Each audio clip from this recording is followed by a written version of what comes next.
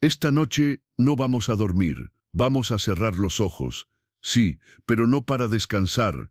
Los cerraremos para imaginar una escena que no aparece en los cuentos de hadas, ni en las películas de princesas, ni en los reels de bodas que tu prima repostea cada semana. Esta noche viajamos a una cámara nupcial del siglo XIII, con olor a cera derretida, incienso rancio y sudor nervioso de cortesanos. Y en el centro de la habitación no hay una mujer segura de sí misma, sino una niña de 12 años con las piernas temblando bajo el peso de una corona que le queda grande, no solo de talla. Porque hoy hablaremos de esas pequeñas esposas que no sabían deletrear la palabra matrimonio, pero ya estaban dentro de uno. Hoy vamos a descubrir por qué.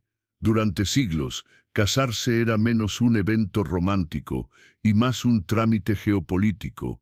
Y por qué la que más perdía siempre era ella. Así que si te gustan las bodas, prepárate para replanteártelo todo. Y si te gustan las historias oscuras con datos que te dejan con cara de cómo demonios eso era legal, te invitamos a suscribirte, dejar tu like real y contarnos en los comentarios desde qué ciudad y país nos estás viendo y qué hora es allá. Nos encanta ver desde qué rincón del mundo escuchan estos cuentos que ningún profesor de historia se atrevió a contar. Imagina que tenés 12 años, no estás en el colegio, no estás jugando a las escondidas. Estás en una corte medieval rodeada de señores barbudos que hablan en latín, discuten sobre tratados de paz y te miran como si fueras un jarrón de porcelana con funciones diplomáticas. A esa edad, muchas niñas de la nobleza ya estaban comprometidas.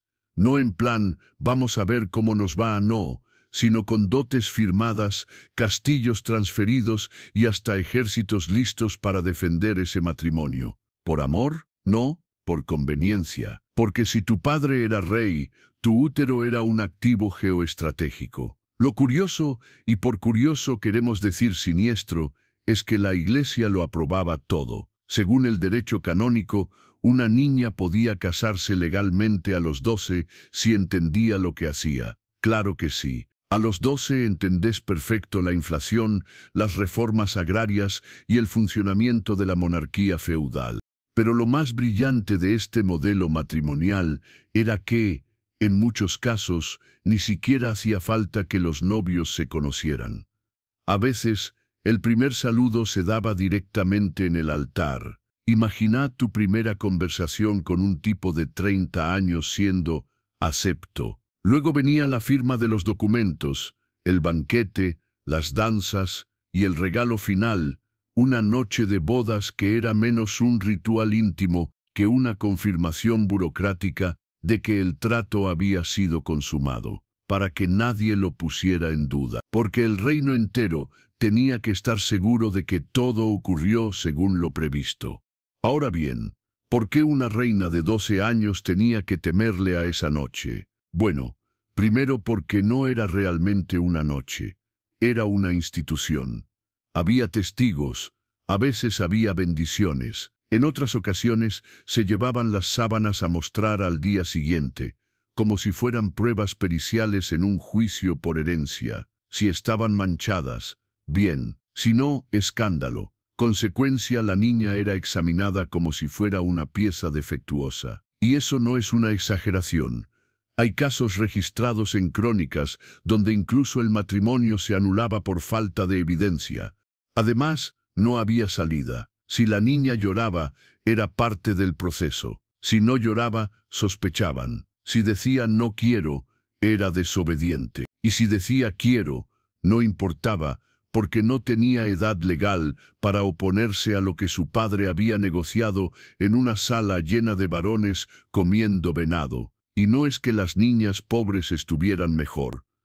Ellas no tenían ni banquetes ni coronas, simplemente desaparecían en conventos, eran intercambiadas por parcelas de tierra o directamente vivían como esclavas domésticas en casas de nobles hasta que alguien decidía por ellas. Volvamos a nuestra pequeña reina. ¿Qué sentía esa noche? Miedo, claro, pero también desconcierto, porque en su cabeza El matrimonio era un vestido bonito y una corona brillante. No imaginaba los protocolos, las pruebas, las inspecciones, los cuchicheos de las damas de honor, evaluando su rostro al amanecer. Algunas eran entrenadas desde pequeñas para saber cómo actuar, qué decir, cómo respirar, literalmente. Existían manuales, reales, documentados, que explicaban cómo debía comportarse una esposa joven en su noche de bodas para no ofender al rey. Entre los consejos estaba no hacer preguntas, mantener los ojos cerrados y dar las gracias después.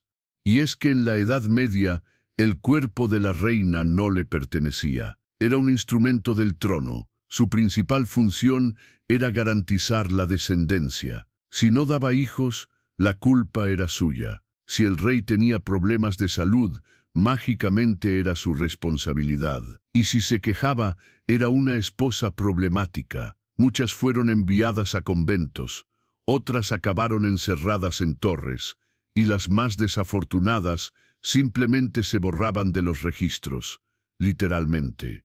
Hay nombres de reinas que desaparecen misteriosamente de las crónicas tras el matrimonio, como si nunca hubieran existido. Entonces sí, la noche de bodas daba miedo, porque no era una noche, era una trampa ceremonial, una validación pública de que su vida ya no era suya. Una niña con corona, en un palacio que no sentía como hogar, con gente que no conocía y con un destino escrito por hombres que solo sabían sumar territorios. Y lo más triste, que todo esto era considerado normal, legal, santo. Bendecido por la Iglesia, aplaudido por la nobleza y perpetuado durante siglos.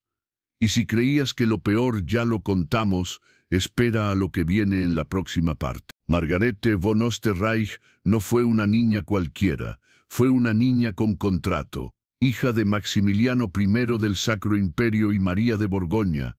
La comprometieron a los 3 años con el delfín de Francia, Carlos, y la enviaron a la corte francesa a los 10 para prepararse como esposa. A los 12 estaba lista para lo que llamaban consumación simbólica, un eufemismo muy elegante para decir que debía validar el tratado con su cuerpo infantil. Se documenta que al cumplir 13 años fue evaluada médicamente como si fuera ganado de élite y sometida a inspecciones de virginidad para garantizar que la mercancía estuviera intacta. Su matrimonio fue anulado cuando el padre del novio prefirió otra alianza más conveniente. Y Margarete volvió a casa estéril, enferma y utilizada como una peón fallido de ajedrez diplomático. Su destino lo selló una decisión entre hombres con capa y cruz, no entre dos personas que se hubieran siquiera hablado. Algo similar le ocurrió a María de Valois, casada en 1385 a los 12 años con Roberto de Bar, con quien consumó el matrimonio casi inmediatamente bajo supervisión médica y testigos eclesiásticos. Nadie le preguntó si estaba preparada. No existía ese verbo. Estar preparada era parte de nacer noble. También está el caso de Beatriz de Castilla, hija de Pedro I, quien fue casada con 14 a Carlos III de Navarra, aunque los registros muestran que las negociaciones comenzaron cuando ella tenía 10, y los ensayos nupciales estaban en marcha antes de la boda oficial. Ensayos, porque literalmente se hacían simulacros de recepción, bendición del lecho y recitación de votos para que la niña no arruinara el momento por desconocimiento. En otras palabras, la entrenaban para sonreír mientras la convertían en prueba viviente de una alianza militar. Pero si alguien merece medalla por obediencia institucional precoz, es Bona de Saboya, casada en 1434 a los 13 años con Galeazzo María Sforza, duque de Milán. La crónica del embajador veneciano relata cómo la ceremonia de unión fue seguida de un ritual íntimo supervisado por un abad y 2 nobles, de confianza, quienes debían certificar que el matrimonio se había consumado según costumbre. No fue la única que tuvo público. El caso de Isabel de Valois, hija de Enrique II de Francia, casada a los 13 con Felipe II de España, quedó registrado en cartas diplomáticas donde se describen los preparativos de la primera noche, incluyendo quienes dormirían en la habitación contigua por si se requería ayuda. Ayuda, como si dormir con un desconocido de 32 años fuera una actividad técnica que requería asistencia logística. El matrimonio fue feliz según las crónicas oficiales, aunque Isabel murió a los 23 tras múltiples embarazos, sin que nadie mencionara nunca si ella había tenido otra función más allá de producir herederos. Incluso fuera del ámbito regio, las niñas nobles estaban destinadas a ser esposas antes de tener menstruación regular. Juana de Inglaterra, hija de Juan sin tierra, fue prometida a los 8 años y enviada a la corte de Sicilia como futura reina. A los 12, ya se hablaba de matrimonio completo, y los registros indican que su suegra organizó una ceremonia privada de bendición del lecho, donde Juana debía recitar pasajes bíblicos mientras era preparada para la unión. El problema es que ni sabía leer. Aprendió las frases de memoria, como una oración escolar, solo que esto no era catequesis, era preludio a una vida que no pidió. La práctica era tan común que incluso existían manuales para gobernantas sobre cómo preparar a una niña noble para su noche de bodas. En uno de ellos, conservado en la Biblioteca Nacional de París, se detalla que la dama joven debe permanecer tranquila, no oponer resistencia y mostrar alegría, pues su rostro es reflejo del honor familiar. Traducción: cállate y fingí entusiasmo, que hay tierras en juego. A todo esto, los varones rara vez estaban en la misma situación. Mientras ellas eran entregadas con instrucciones, ellos se dedicaban a la caza, la bebida o las justas. Y si eran menores, el acto se posponía hasta que estuvieran listos, pero a ellas se las enviaba igual, porque la preparación espiritual podía empezar de inmediato. En muchos casos, como el de Margarita de Saboya, no hubo espera. Su matrimonio con Teodoro II de Monferrato fue registrado como pleno a los 12 años, y el testimonio de un fraile franciscano enviado como observador menciona que la doncella cumplió su deber sin deshonor. ¿Qué significaba eso? Que no gritó, que no se resistió, que nadie tuvo que sujetarla. Esa era la vara de evaluación de una esposa ejemplar. Y cuando no se cumplía, venían las consecuencias. Blanca de Navarra, casada a los 14 con Enrique IV de Castilla, fue acusada de no haber demostrado signos de entusiasmo conyugal. El matrimonio fue anulado por incapacidad natural. La humillación fue pública. Nunca volvió a casarse. La llamaron la Reina Virgen, no por decisión, sino porque un rey caprichoso necesitaba justificar su disfunción. Estas historias no son leyendas ni propaganda revisionista. Están en los archivos reales, en cartas diplomáticas, en actas matrimoniales conservadas en Toledo, París, Viena, Roma, y todas cuentan lo mismo, que la infancia no era obstáculo para ser usada, que el cuerpo de una niña era papel notarial, que la noche de bodas era una transacción con forma de ceremonia, y que si alguien fallaba, nunca era él. Siempre era ella, con nombre y apellido, con 13 años, y sin nadie que preguntara si quería estar ahí. En los manuales cortesanos del siglo XIV no se hablaba de privacidad, se hablaba de verificación, porque en una boda real, la noche posterior no era un espacio íntimo, sino un trámite obligatorio de validación pública. La lógica era simple. Si no se podía demostrar físicamente que el matrimonio había sido consumado, entonces el tratado quedaba en suspenso, y para eso servían las sábanas. No eran ropa de cama, eran acta notarial. En múltiples cortes europeas, desde Borgoña hasta Aragón, el día después de la boda era menos una resaca que una audiencia. Se esperaba que el personal del palacio, o incluso comisiones formales designadas por el rey o el papa, revisaran la prenda utilizada durante el acto conyugal. La prueba era visual. Si la tela mostraba señales compatibles con el honor conyugal cumplido, se declaraba válido. Si no, comenzaba el escándalo. Este procedimiento aparece descrito en fuentes como el Libro de los Estados de Juan Manuel o en los registros de la Casa de Trastámara, donde las crónicas mencionan expresamente el momento en que la ropa fue mostrada a los señores presentes para callar rumores y confirmar la unión. En la boda de Juana de Inglaterra con Guillermo de Hainaut, en 1328, por ejemplo, la mañana siguiente incluyó una exhibición ceremonial del lecho nupcial. Un oficial del palacio se encargó de extender las sábanas frente a los principales nobles, acompañado por el capellán del rey, que bendijo la tela y proclamó la consumación como válida. En algunos casos, la cosa iba más allá del simple textil. Se exigía declaración jurada de los sirvientes que habían preparado la habitación, y en las cortes italianas del Renacimiento se estilaba que la doncella de la reina hiciera una narración resumida de los sonidos escuchados durante la noche, como forma adicional de testimonio. Este tipo de prácticas se aplicaron en los matrimonios de Isabel de Valois y Felipe II de España, Margarita de Valois y Enrique de Navarra, y a Catalina de Aragón con Arturo Tudor, donde incluso se conserva correspondencia entre miembros del clero inglés discutiendo la certeza moral de que el lecho fue compartido. El honor familiar dependía de esas sábanas. En la boda de Ana de Bohemia con Ricardo II de Inglaterra, se documenta que la reina madre ordenó a una comitiva llevar la ropa directamente al salón del consejo, donde fue inspeccionada en presencia de escribanos, obispos y juristas. Esto no era una rareza, era la norma. En Francia, bajo los Valois, se organizaban ceremonias públicas llamadas preuve de la couche, donde el matrimonio era reconocido con la presentación de pruebas físicas, bajo estricta vigilancia eclesiástica.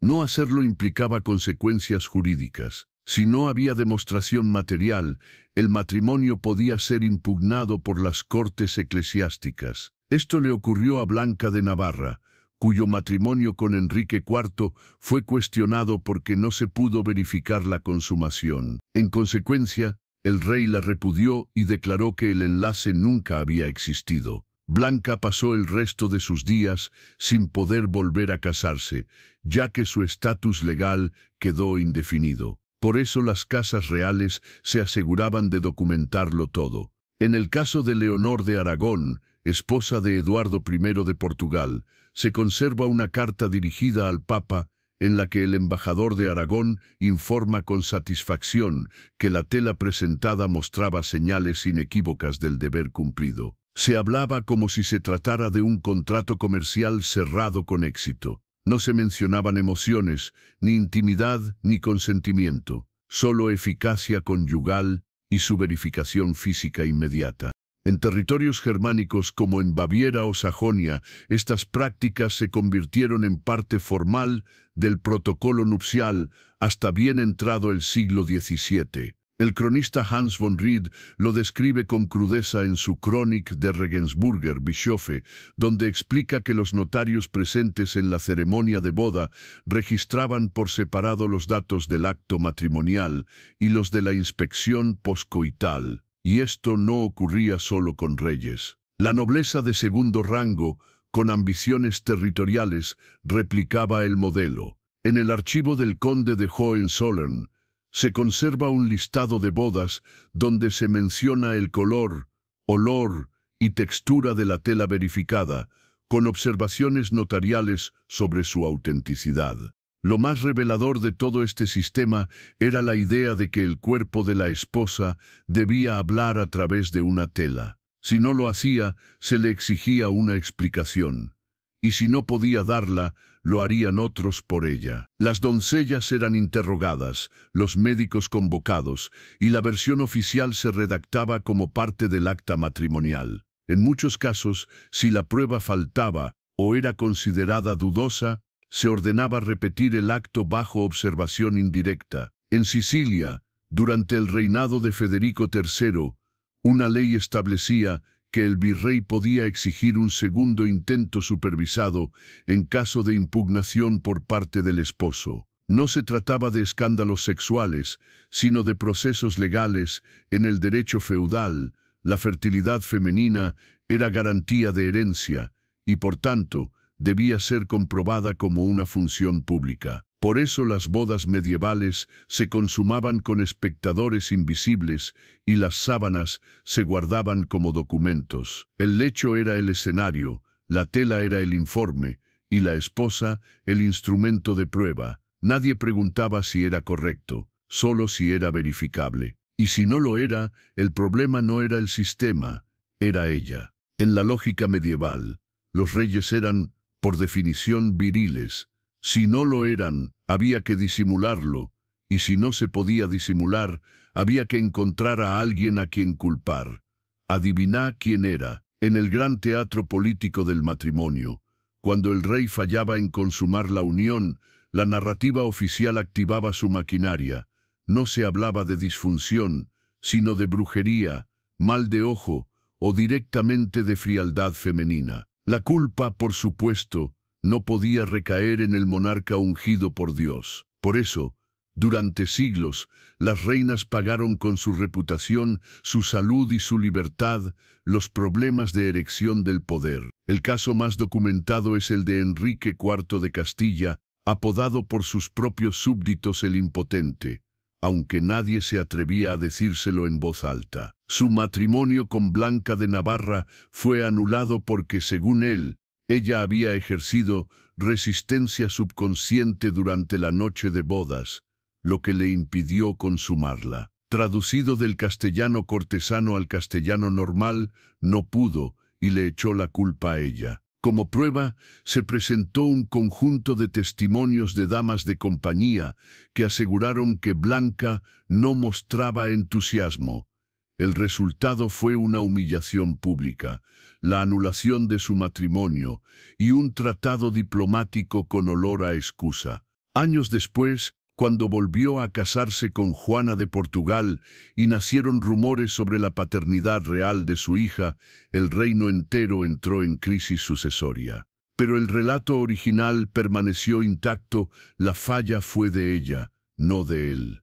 La fórmula era antigua y efectiva. En la Francia del siglo XIV, Merel, el rey Carlos VI, antes de volverse loco oficialmente, fue objeto de comentarios discretos sobre su salud íntima. Pero cualquier insinuación de debilidad era inmediatamente desviada hacia la reina. Isabel de Baviera fue acusada en privado de tener carácter frío y aspecto intimidante, dos fórmulas que la hacían, según la corte, poco propicia para estimular al rey. De nuevo, no se hablaba de impotencia. Se hablaba de contextos, y si el contexto no ayudaba, había que cambiarlo. En algunos casos, el clero proponía remedios espirituales para ayudar al soberano. Se registran fórmulas de oración, reliquias introducidas discretamente bajo el colchón, e incluso rituales de exorcismo sobre la reina, bajo la hipótesis de que estaba contaminada por energías contrarias a la fecundación. En otras palabras, si el rey no podía, había demonios en la cama, demonios con forma de esposa.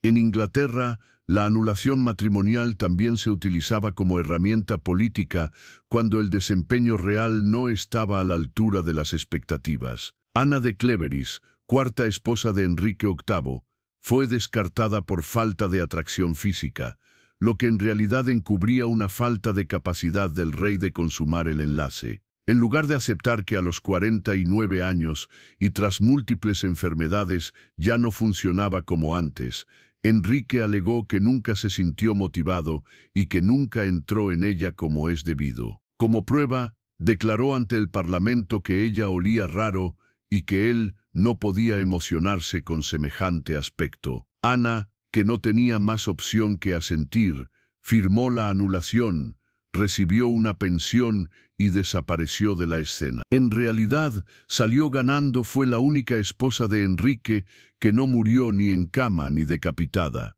Pero la narrativa quedó: si no hay hijo, si no hay acción, si no hay resultado, algo hizo mal la mujer.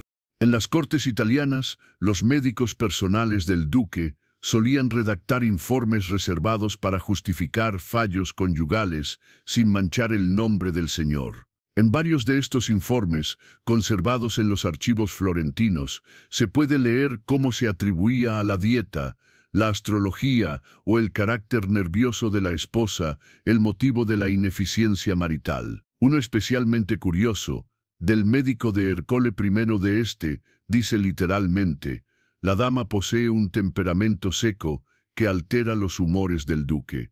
Una forma elegante de decir que la sola presencia de ella le quitaba las ganas. En casos más extremos, como el del conde Alfonso de Aragón, la esposa fue enviada a un convento tras 3 intentos fallidos de consumación.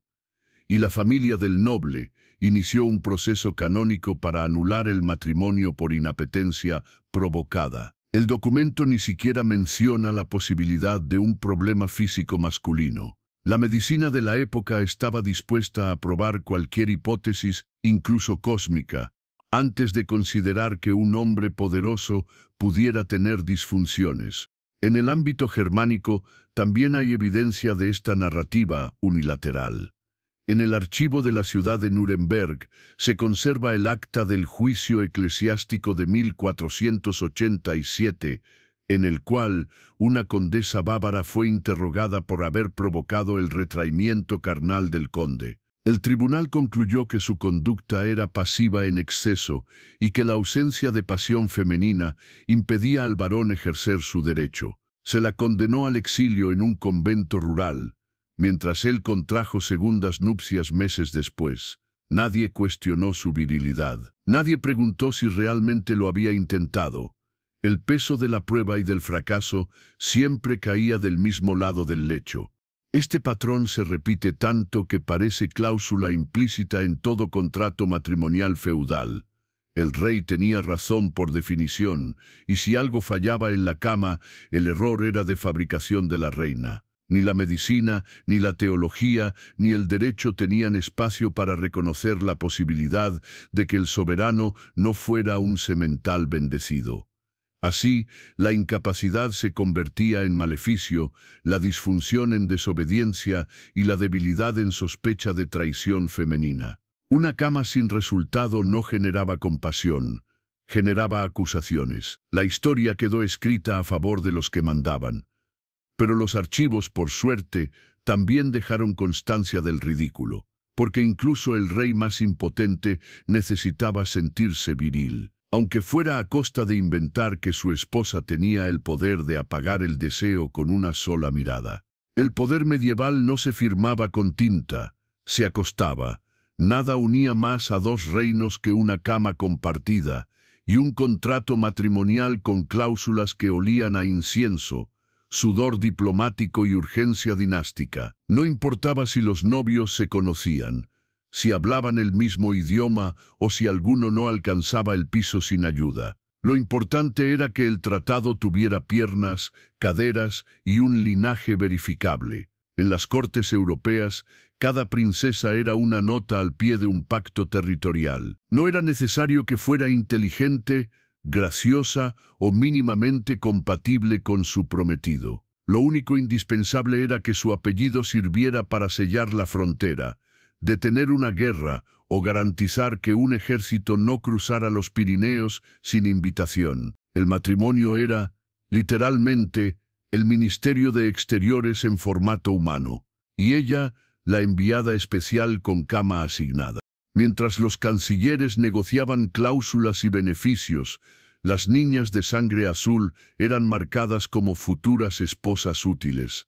Algunas aprendían desde pequeñas a mantenerse firmes, calladas y reproductivamente aptas. Otras simplemente eran despachadas con un velo, una dote y un montón de expectativas que no habían elegido. En algunos casos, ni siquiera hacía falta guerra para justificar el emparejamiento.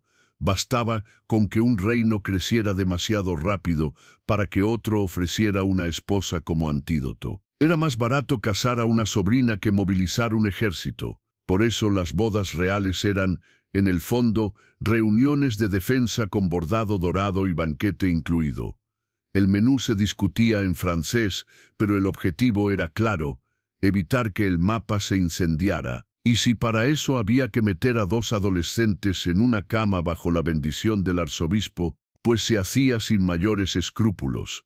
Lo interesante es que estas uniones no se medían por felicidad ni por compatibilidad, sino por eficacia. Una buena esposa política era aquella que producía herederos rápido. No hacía preguntas incómodas y sonreía en los retratos. Si además traía tierras o controlaba un puerto estratégico, mejor.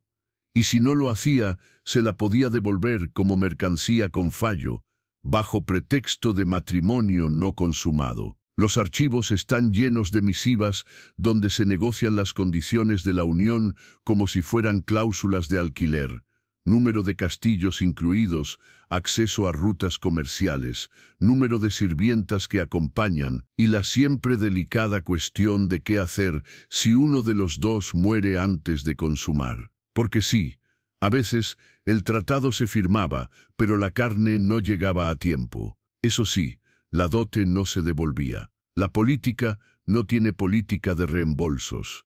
En medio de todo esto, la figura del esposo solía ser irrelevante. Podía ser un niño de 8, un viejo de 60 o un noble completamente desinteresado. Lo que contaba era el apellido, y si el varón no cumplía, no pasaba nada.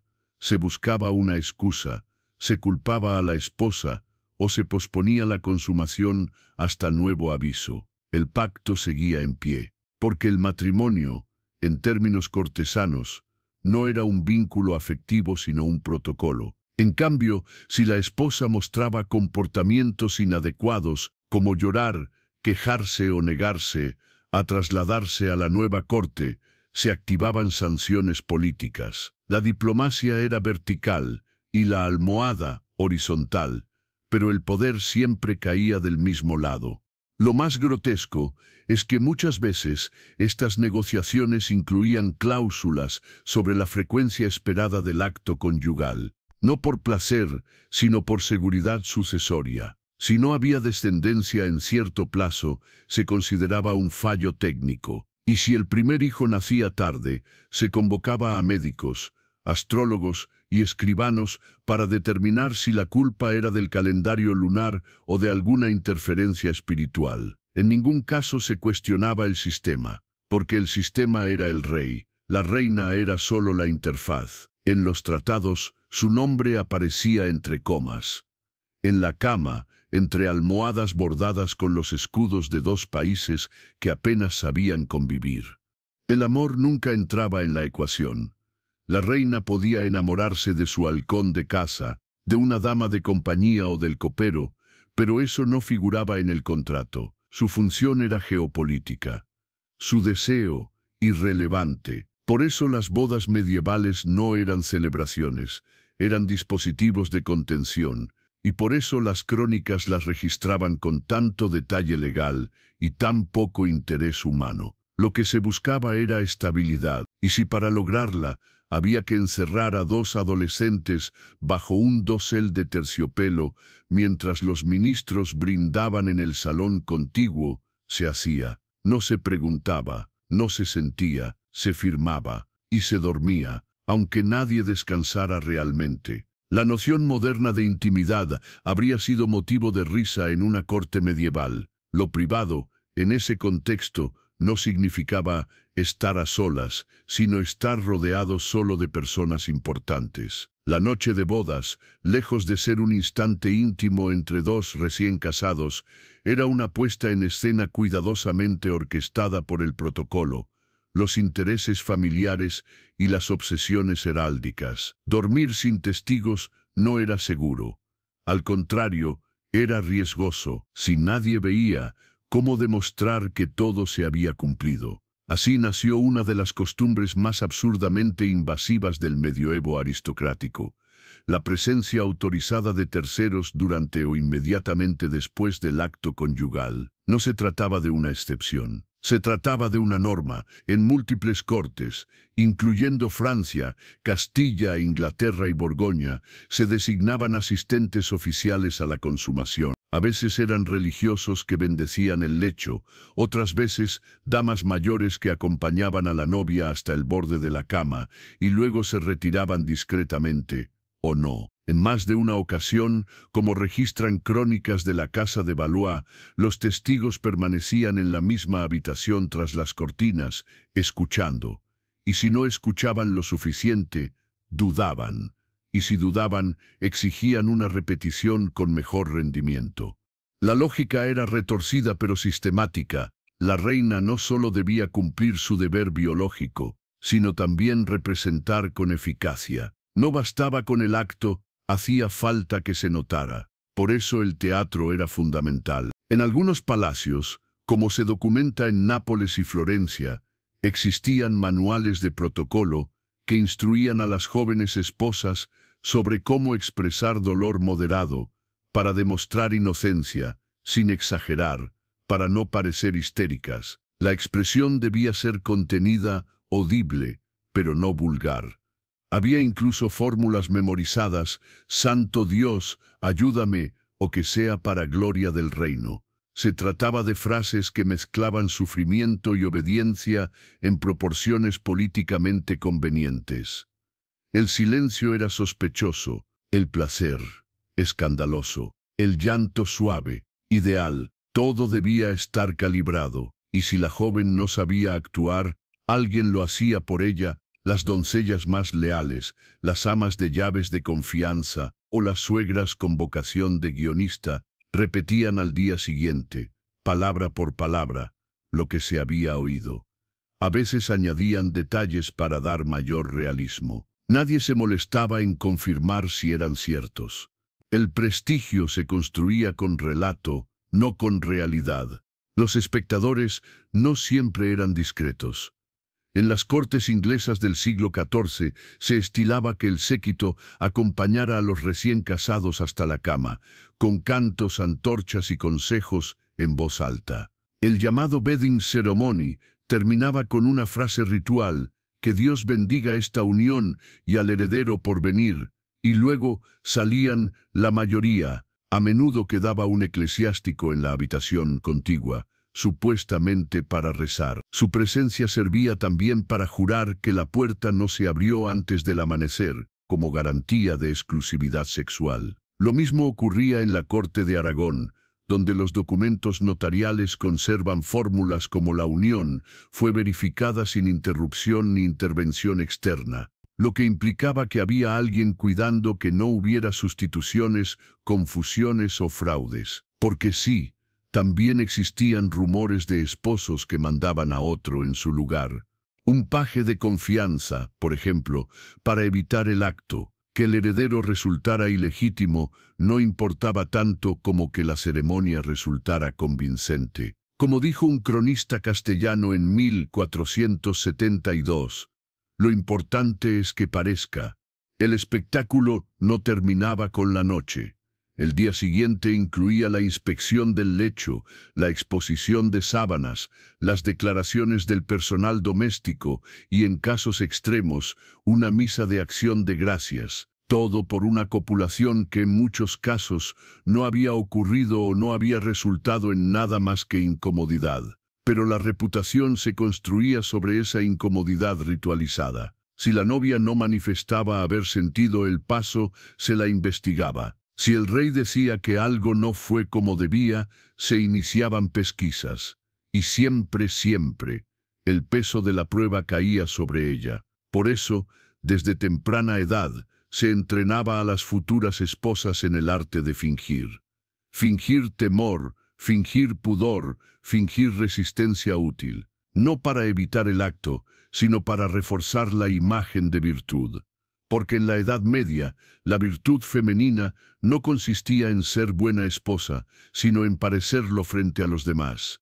Los espectadores, por su parte, eran conscientes de su rol. No eran voyeurs, eran testigos estatales. Su trabajo no era juzgar lo que veían, sino confirmar que la escena seguía el guión. Y si algo fallaba, debían decidir si era culpa de la intérprete o de las condiciones del entorno. Nadie cuestionaba si el guión era absurdo.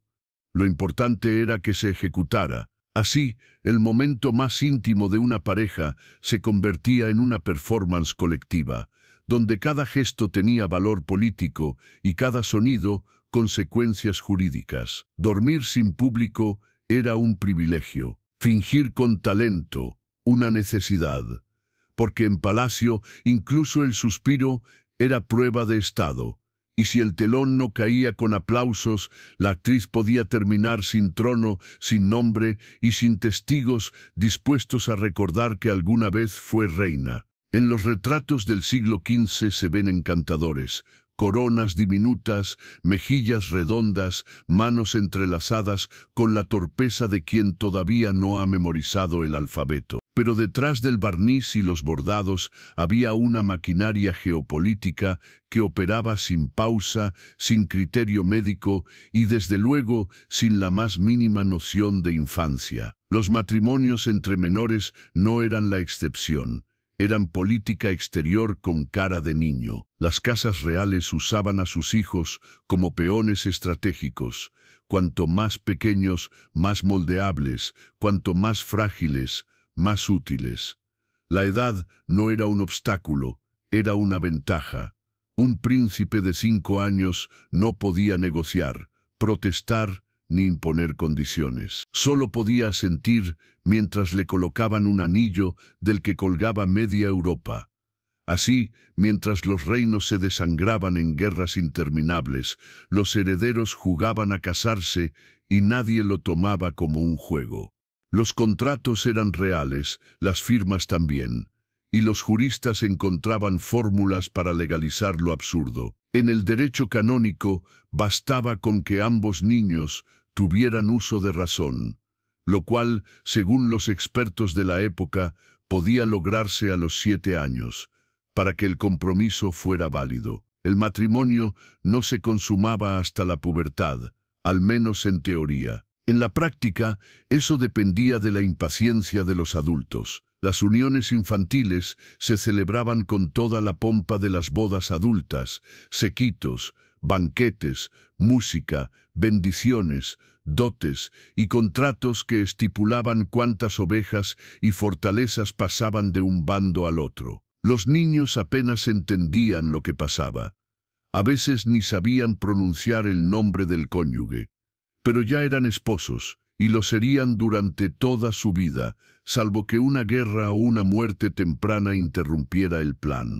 Uno de los casos más representativos fue el de Ricardo de Shrewsbury, duque de York, casado a los 4 años con Ana de Mowbray, de 5.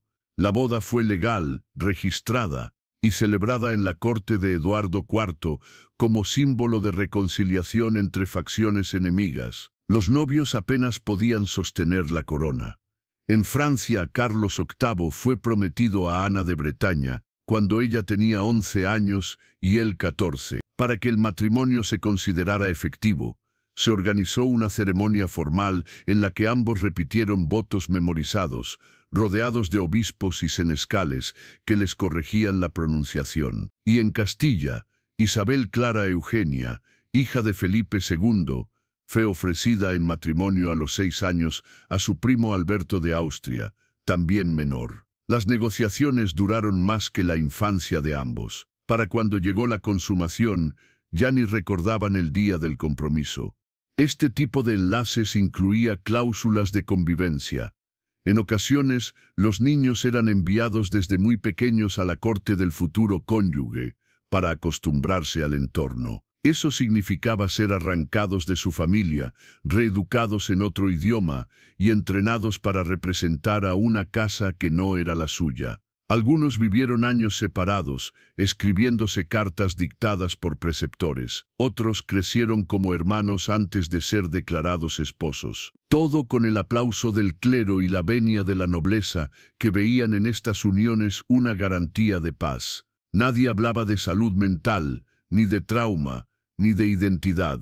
La infancia era un lujo de los campesinos. En la realeza, los niños eran piezas de ajedrez que caminaban solas, pero no elegían su destino.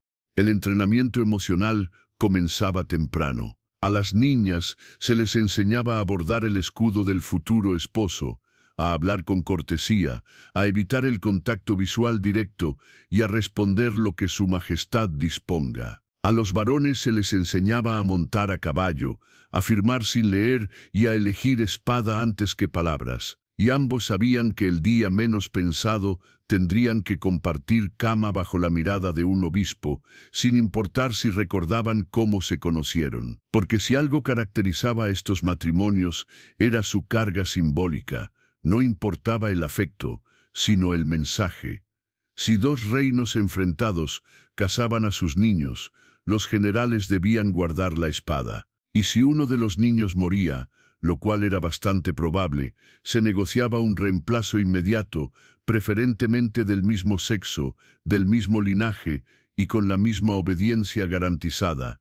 Las consecuencias eran múltiples. Algunos de estos niños crecieron resignados, otros se rebelaron en silencio, y unos cuantos terminaron escribiendo cartas melancólicas desde conventos o castillos secundarios, donde el único testigo de su matrimonio era el pergamino polvoriento del contrato. En las crónicas, sus nombres aparecen como engranajes de una gran maquinaria. Nunca se habla de lo que pensaban, porque a nadie le importaba. Para el medioevo cortesano, un rey niño era una inversión.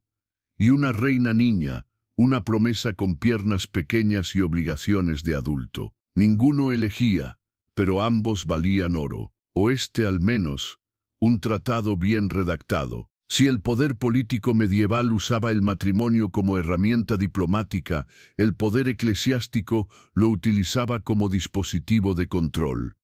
La Iglesia no se limitaba a bendecir la ceremonia nupcial, también regulaba el dormitorio. Cada unión legítima necesitaba su aval, cada acto conyugal debía encajar en una doctrina, y cada impulso, sobre todo si venía del cuerpo femenino, era un problema teológico. El sexo, oficialmente, no estaba prohibido, solo debía estar domesticado, y quien decidía si algo era correcto o pecaminoso no era la pareja, sino el confesor, el obispo o el inquisidor de turno. La noción de placer mutuo era un concepto ajeno a la teología dominante. El deseo femenino, cuando no era ignorado, era interpretado como síntoma de peligro espiritual. Una mujer que disfrutaba era, como mínimo, sospechosa. Una esposa que deseaba era un riesgo doctrinal. Y una reina que demostraba iniciativa era una amenaza institucional. Desde los púlpitos se predicaba que la esposa debía someterse sin cuestionar. San Pablo había dicho: las mujeres estén sujetas a sus maridos, y eso bastaba para justificar siglos de obediencia forzada. Pero la obediencia no solo era legal, era litúrgica. El lecho matrimonial se bendecía como un altar, se rociaba con agua bendita, se recitaban salmos, y en algunas regiones, como en Baviera o León, se colocaban reliquias bajo la almohada para asegurar que el acto fuera limpio ante los ojos de Dios. La penetración no era solo un hecho físico, era un sacramento encubierto, y como todo sacramento, debía seguir una fórmula, sin gritos, sin risas, sin creatividad. Todo lo que se saliera del guión era materia de confesión. Y si el sacerdote lo consideraba grave, podía implicar penitencias o incluso anulación del matrimonio.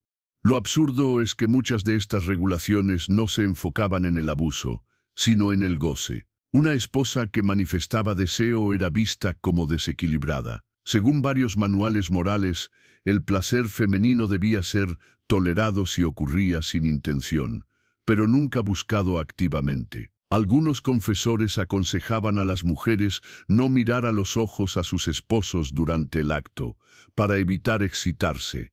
Otros recomendaban pensar en cosas sagradas mientras cumplían su deber, como forma de disipar cualquier traza de satisfacción. En el siglo XIII, el dominico francés Guillermo Peraldo escribió que una mujer virtuosa no debe gozar más que una estatua está, pero no reacciona. Esa frase, lejos de ser una metáfora, era un modelo de comportamiento.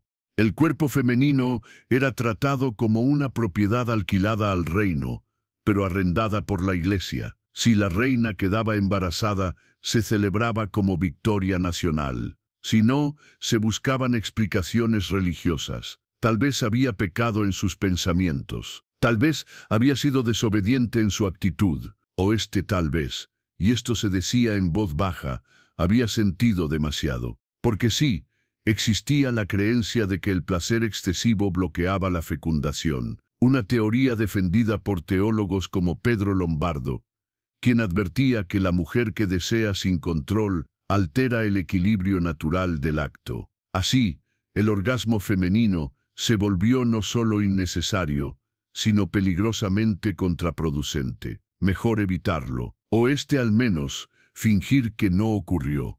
Esta lógica también se reflejaba en las penitencias. En confesión, si una mujer admitía haber sentido placer, debía recitar oraciones especiales, ayunar o flagelarse, dependiendo de la frecuencia y la intensidad. En cambio, si el varón admitía lo mismo, se le recomendaba moderación, pero rara vez castigo. El doble estándar estaba institucionalizado. Más aún, en algunos conventos, las novicias recibían instrucción sobre cómo entregar el cuerpo sin provocar el pecado del gusto. Era una educación ascética aplicada a la vida matrimonial, y si alguna monja arrepentida confesaba haber sentido algo durante su vida laica, debía ser aislada para purgar la memoria de la carne. Incluso en los tribunales canónicos, el placer femenino aparecía como factor agravante. En procesos por adulterio, si la mujer admitía haber disfrutado, la pena era mayor, porque la pasión la volvía cómplice. En cambio, si decía haber sido forzada, podía aspirar al perdón. La idea era simple: si gozás, querés; si querés, consentís; si consentís, pecás; y si pecás, perdés tu lugar en el trono o en el mundo. De ahí que muchas reinas optaran por fingir indiferencia. Era más seguro decir que no sentían nada, aunque eso implicara negar toda humanidad.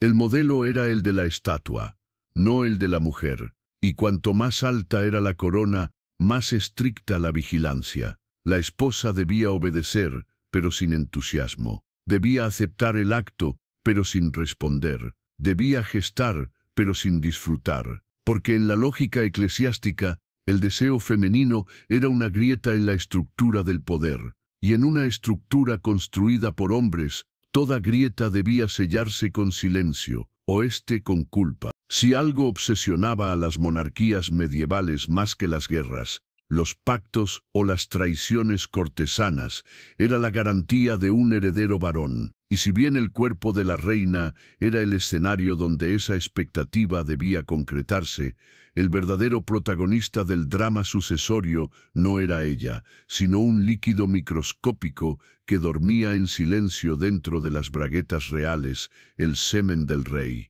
Pocas sustancias fueron tan vigiladas, discutidas, glorificadas y teologizadas como esa.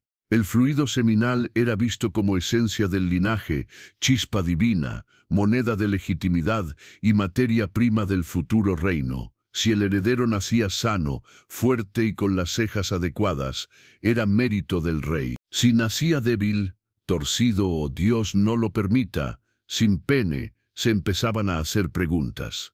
A la madre, claro. Este fluido tenía calendario propio. Había momentos más santos para depositarlo, las noches posteriores a ciertas festividades religiosas, por ejemplo, y prácticas recomendadas para que su eficacia no se viera mermada. En la corte de Castilla, los cronistas anotaban con seriedad cuántas veces por semana el rey descansaba con su esposa, y si eso coincidía con la luna nueva, mejor. En Francia, se creía que los mejores herederos venían de las 3 primeras emisiones del mes, porque después el cuerpo se debilitaba. En Inglaterra, se recurría a clérigos para bendecir la alcoba, no por cuestiones morales, sino para que el fruto no saliera estéril. Porque si el embarazo no se producía, el problema rara vez era del semen. Se culpaba al útero, a los nervios de la reina, o, como ocurría en múltiples crónicas, al mal de matriz, un diagnóstico tan útil como ambiguo que lo explicaba todo sin decir nada. El rey, mientras tanto, era considerado una especie de dispensador sagrado. Su potencia no era solo asunto privado, era evidencia de poder, voluntad divina y estabilidad del reino. Algunos reyes, como Enrique IV de Francia, se enorgullecían públicamente de sus visitas nocturnas al lecho conyugal y hasta permitían que sus criados hicieran circular rumores sobre la cantidad, duración y vigor de sus intervenciones. En los palacios alemanes del siglo XV se instalaban camas con dosel abierto, para que los sirvientes pudieran ver o imaginar que la acción se producía. La performance no era para ella, era para el Estado. La cosa se volvía aún más absurda cuando entraban en juego los objetos. En las cortes más escrupulosas, las sábanas usadas eran conservadas por las doncellas principales, a veces como reliquias del deber cumplido. En ciertos casos, si se sospechaba que el rey tenía problemas de virilidad, se contrataban escribanos o notarios para levantar actas de que la eyaculación ocurrió. Tal cual. Hay registros notariales en los archivos de Nápoles que mencionan explícitamente la presencia de líquido en la ropa de cama como prueba de intento reproductivo. No se trataba de pornografía médica, era diplomacia dinástica, y si no había rastro visible, se llamaba al médico. No para ayudar al rey, sino para examinar a la reina, porque si no había embarazo, algo en ella fallaba. El fluido real, por definición, era perfecto. Cuando finalmente nacía un hijo, todo se organizaba en torno al fluido que lo originó. Si era varón, se hablaba de la bendición que descendió del cielo al linaje. Si era niña, se lo mencionaba como un ensayo, y se preparaban nuevas visitas nocturnas, con rezos incluidos, para que la próxima vez la sustancia actuara correctamente. En algunas coronaciones se incluía en los discursos oficiales una alabanza al poder generador del soberano. La fertilidad masculina era símbolo de gobierno eficaz, y si el monarca moría sin descendencia, el reino entraba en pánico, porque sin líquido no había futuro. No faltaban supersticiones para preservar la calidad del material, evitar el ajo, dormir sobre el lado derecho, no mirar directamente al fuego después de la cena, y otras perlas de sabiduría medieval se recomendaban como formas de proteger la semilla. En las cortes orientales europeas, incluso se hacían exámenes de orina al rey, para verificar si estaba caliente de sangre. Todo esto ocurría con la solemnidad de un concilio. Y lo peor, funcionaba como herramienta política. Si un rey quería deshacerse de una esposa, bastaba con insinuar que su cuerpo rebotaba la esencia. Si necesitaba consolidar una alianza, fingía estar preparado para dar hijos. El esperma era una firma real que no necesitaba tinta. En definitiva, el líquido más vigilado del reino no circulaba por las venas de los nobles, ni por los cálices del altar, ni por los barriles del tesoro. Estaba en la entrepierna del rey, celosamente observado, cuidadosamente administrado y absolutamente intocable por la lógica. Su ausencia podía provocar guerras, su exceso causaba rumores, y su simple mención generaba tratados. La reina podía llorar, rezar, incluso sangrar. Pero si él no dejaba su estampa, no había historia que contar. En el ideal cortesano, la noche de bodas era un acto solemne, casi litúrgico, donde el rey y la reina sellaban con carne lo que el Estado había sellado con tinta.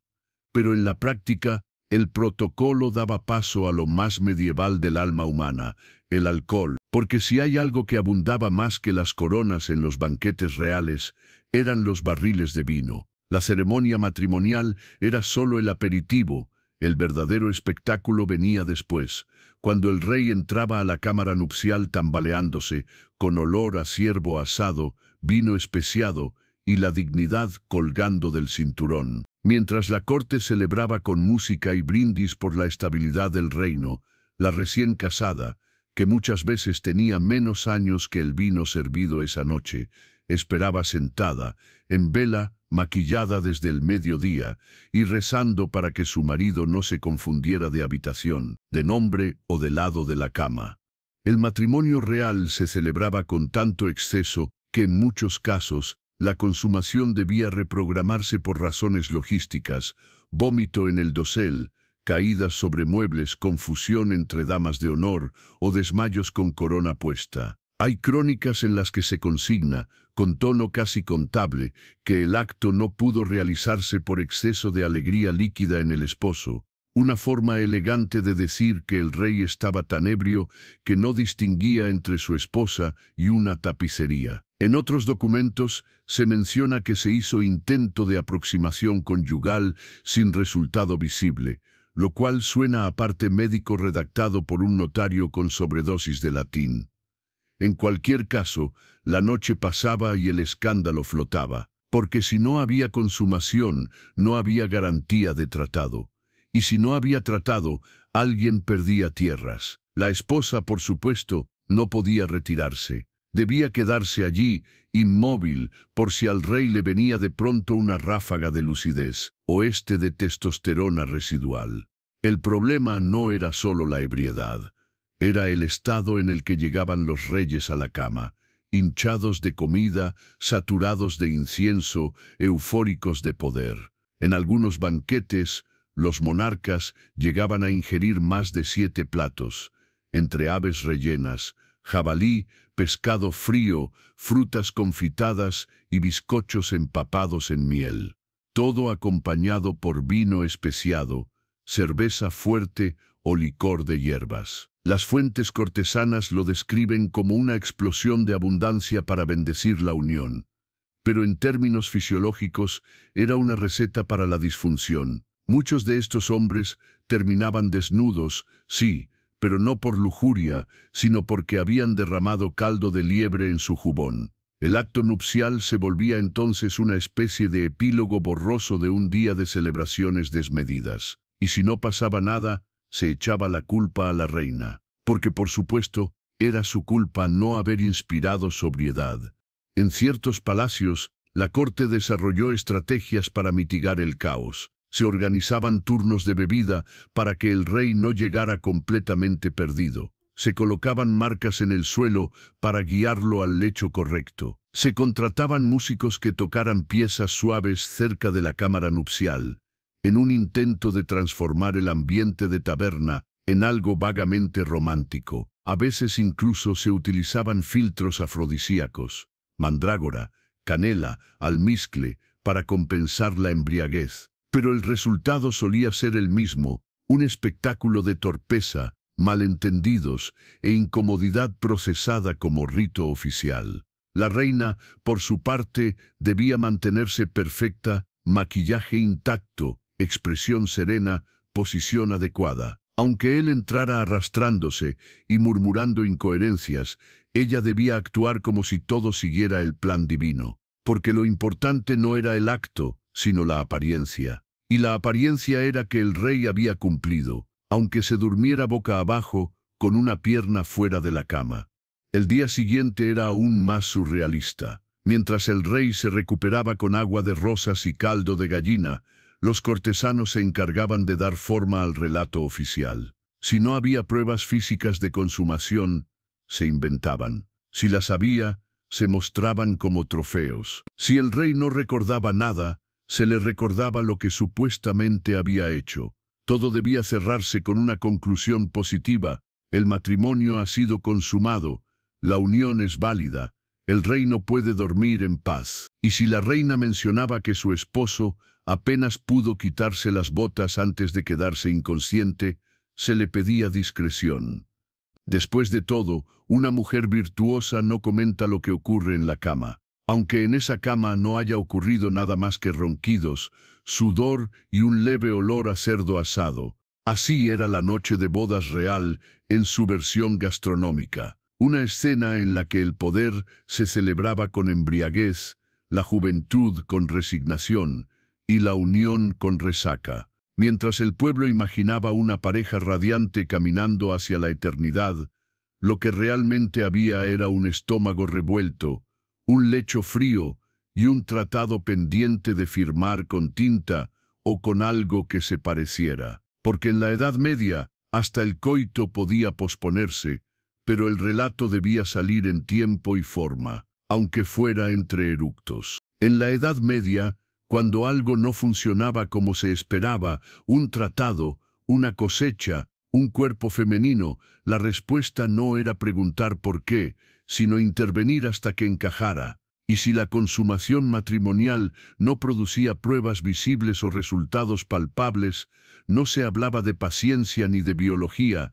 se hablaba de corrección, pero no del lenguaje, del cuerpo. Las reinas, esposas y nobles jóvenes que no cumplían con lo que la corte entendía como norma eran sometidas a todo tipo de intervenciones físicas para arreglarlas, sin importar si tenían 13 años, estaban enfermas o simplemente no daban señales públicas del trauma que se esperaba. El diagnóstico no lo hacía un médico, sino un escribano, un teólogo o el consejero personal del rey. Y el tratamiento, si se le puede llamar así, combinaba medicina precientífica, superstición de élite y una absoluta falta de anestesia, porque sentir dolor, al fin y al cabo, era una prueba de virtud.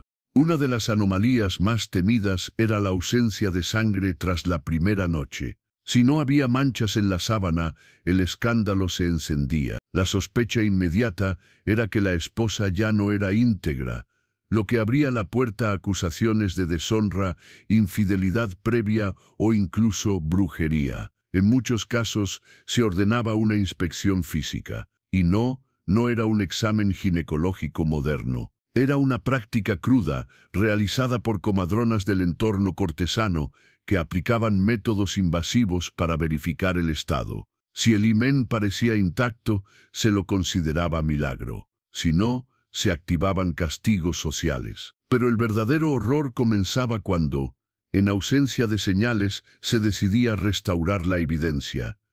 En documentos de la Corte de Borgoña, se registran casos en los que se practicaban pequeñas incisiones manuales o aplicaciones de sustancias irritantes para provocar sangrado artificial. No como castigo, sino como solución diplomática, para salvar la reputación del rey. Y de paso, la estabilidad del tratado. En los archivos florentinos del siglo XIV aparecen informes de médicos que recomendaban abrir la entrada del canal nupcial cuando, según el testimonio del marido, no había paso suficiente. Traducido, la joven era demasiado pequeña o el rey demasiado impaciente, pero en lugar de esperar, se intervenía. El procedimiento podía incluir aplicación de vinagre caliente, ungüentos abrasivos o instrumentos de expansión diseñados más por herreros que por sanadores. No se trataba de ayudar, sino de forzar, y si el cuerpo resistía, era problema del alma. La lógica era perversa. Si duele, es señal de que se está purificando. Si no duele, hay algo mal. El dolor se volvió parte del ritual, y quien no lo manifestaba era sospechosa. En algunas cortes germánicas, como en Sajonia, existía la figura del verificador de consumación, un título semiclandestino que ejercía un médico o un escribano con conocimientos anatómicos mínimos. Este personaje recibía acceso al dormitorio tras una noche de boda fallida y debía certificar, con un informe sellado, si había indicios de contacto completo. Su presencia era temida, pero institucionalizada, y en los peores casos, podía recomendar una intervención correctiva. Una reina de 14 años podía salir de su noche de bodas sin haber consumado nada, pero con quemaduras internas provocadas por un preparado de sal y ajo para abrir la matriz, documentado, registrado, celebrado como éxito cuando la sábana por fin mostraba lo que el tratado exigía. La idea de que el cuerpo debía obedecer al contrato era tan fuerte que incluso los casos de dolor extremo eran tratados como caprichos. Si una esposa decía que no podía mantener relaciones por molestias físicas, el Consejo Real podía ordenar que fuera atendida por un barbero cirujano. En el mejor de los casos, aplicaba cataplasmas. En el peor, Realizaba cortes controlados para facilitar el acto. Las instrucciones eran claras: evitar la muerte, pero garantizar el acceso. No se hablaba de salud, se hablaba de rendimiento. Y si la intervención no funcionaba, se la reemplazaba por otra esposa, o se la enviaba a un convento para que sanara con Dios. Estos procedimientos no eran secretos. Estaban contemplados en manuales de medicina legal, como el Speculum Medicinae o el Trotula, que incluían capítulos dedicados a tratar la frigidez de la esposa noble y que recomendaban desde friegas de pimienta hasta cauterización local. En Castilla, documentos de 1479 mencionan la rectificación de entrada marital como procedimiento aprobado en la corte de Enrique IV, con informes firmados por médicos y notarios. Todo quedaba escrito, todo era oficial, y nadie lo cuestionaba, porque el sistema entero giraba en torno a una idea muy simple. El cuerpo femenino debía ser útil al pacto. Si no lo era por naturaleza, se lo modificaba, y si no aguantaba, se lo descartaba. Así funcionaban las soluciones medievales, sin anestesia, sin consentimiento, sin sentido, con bisturíes sin filo, con fórmulas sin alma, y con una fe ciega en que el dolor purifica siempre que sea ajeno, porque en la corte la sangre no era un problema. La falta de ella sí. Todo palacio medieval tenía un guión.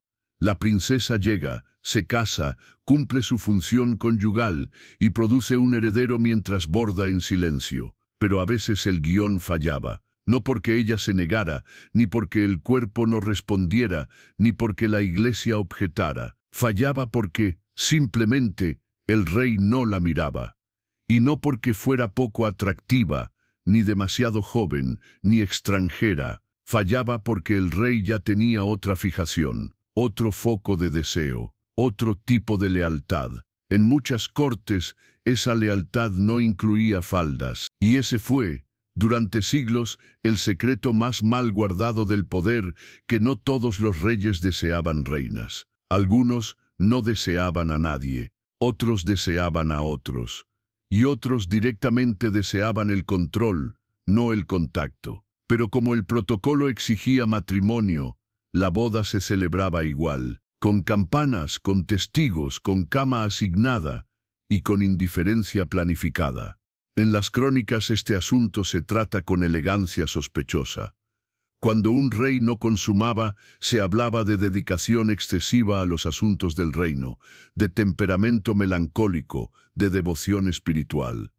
Todos eufemismos que evitaban decir lo evidente, que no quería acostarse con ella. O con ninguna, o con nadie que no llevara botas, barba y espada. En algunos casos, como en ciertas cortes italianas del Renacimiento, los cronistas lo decían de forma poética: el corazón de su excelencia buscaba compañía entre iguales. Traducción: prefería pajes a princesas. Y como eso era inaceptable para la iglesia y peligroso para la dinastía, la culpa recaía, otra vez, en la reina, porque si el rey no la tocaba, era que ella no lo inspiraba. Nunca se admitía que el problema era otro.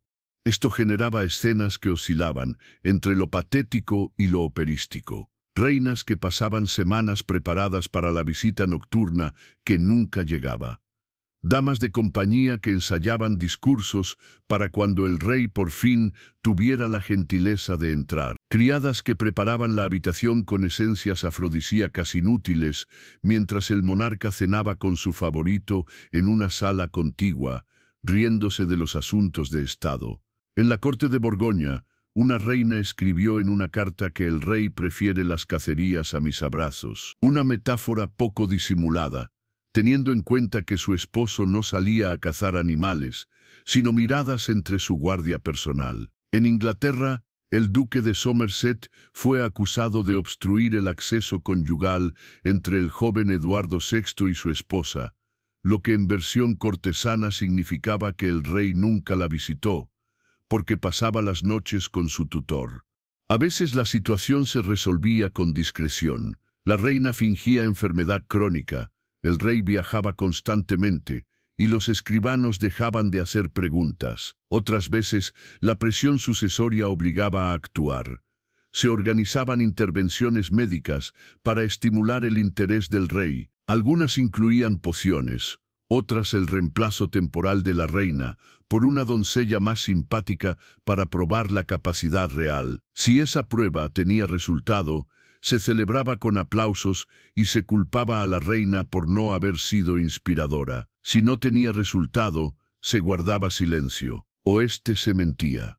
El Vaticano, en ciertos casos extremos, recibía informes sobre uniones no cumplidas por razones no imputables a la esposa. Ahí se activaba la vía diplomática, se negociaba una separación, se ofrecía otra esposa, se inventaban justificaciones teológicas. Todo antes de admitir que el rey, en realidad, no estaba interesado en la figura femenina como vía de placer, porque eso rompía el esquema, porque eso desestabilizaba el relato, porque eso mostraba que detrás del aparato de poder había cuerpos que no encajaban en las casillas del deber.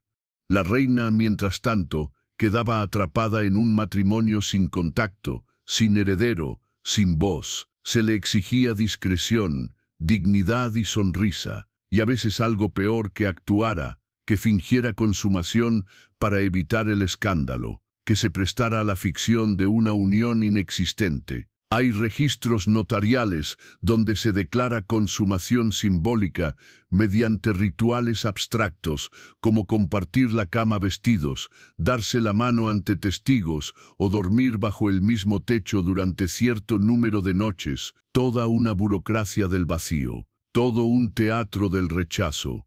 Así era cuando ella no era el objetivo.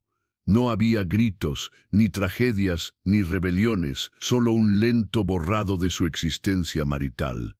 Seguía siendo reina, pero en la cama era estatua, en el protocolo era figura, en la historia era una línea incómoda que los cronistas preferían evitar, porque el rey no la tocaba, porque el rey no la miraba, porque el rey simplemente no la quería. Y eso, en el mundo feudal, era menos escandaloso que admitir que ella no tenía ninguna culpa. En el universo feudal, donde el linaje se entrelazaba con el ganado y el poder con los edredones bordados, la alcoba de una reina no era un santuario, sino una extensión del mapa político. Cualquier noble lo suficientemente influyente podía atravesar su umbral con excusas que iban desde la cortesía hasta la supervisión. Las puertas del dormitorio no estaban hechas para cerrarse, sino para filtrar jerarquía. La intimidad era sospechosa, y la soledad, un lujo incompatible con el deber dinástico. Por eso, más de una joven reina descubría que, además de su esposo, había otros hombres con derecho a ingresar en su habitación sin previo aviso, sin consentimiento y con la autoridad que les confería una tradición que nadie se atrevía a escribir, pero todos aplicaban con disciplina militar. Una de las más absurdas de estas costumbres era la llamada visita de cortesía nocturna, donde miembros selectos del Consejo del Rey, tíos, suegros, primos y hasta obispos ingresaban a la habitación con el pretexto de verificar la comodidad de la nueva esposa, dar consejos de adaptación o simplemente acompañar al rey en su felicidad. En realidad, eran inspecciones simbólicas, actos de vigilancia encubierta, momentos estratégicos donde la recién casada debía demostrar obediencia, modestia y agradecimiento por ser objeto de tanta atención masculina institucionalizada. No importaba si estaba desnuda, medio dormida o intentando asimilar su nueva vida. Debía incorporarse, saludar y soportar la mirada del cuñado con cara de funcionario.